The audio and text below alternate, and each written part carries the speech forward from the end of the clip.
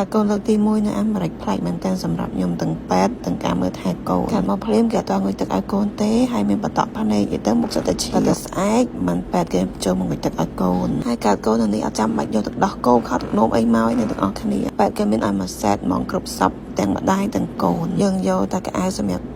ពាក់ចេញពីពេទ្យទៅបានហើយហើយការធម្មជាតិដូចខ្ញុំអញ្ចឹងគេត្រឹមតែ2យប់ទេដោះគោគេគឺអញ្ចេះទាំងអស់គ្នា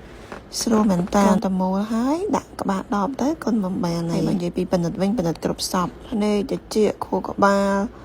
អូនិយាយទៅបណ្ឌិតច្រើនណាស់អ្នកទាំងអស់គ្នាហើយមកហូបគេមានតែអញ្ចឹងឯងហើយអូណាដល់ថ្ងៃទៅផ្ទះវិញនេះហើយយើងត្រូវតែមានខាសិតអ្នកទាំងអស់គ្នានៅអាមេរិកមុននឹងចេញគឺពេទ្យគេធ្វើបណ្ឌិតយើងសិនហើយយើងដាក់កូននៅក្នុងខាសិតហ្នឹងត្រឹមត្រូវមានគ្រប់សពបែបយ៉ាងហើយបានយើងចេញពីពេទ្យបានបវ៉ាន់វិញគេឲ្យយើងប្រើបាននៅផ្ទះមួយថ្ងៃ2ថ្ងៃទៀតដូចជាទឹកដោះគោខោទឹកនោមកដាស់សើសំឡីសម្រាប់ម៉ាក់ក៏មាន spray សម្រាប់បាញ់កុំឲ្យយើងឈឺមុខរបួសអីផ្សេងៗអញ្ចឹងមានកូនលើក្រោយអត់ចាំបាច់យកវ៉ាន់ទៅ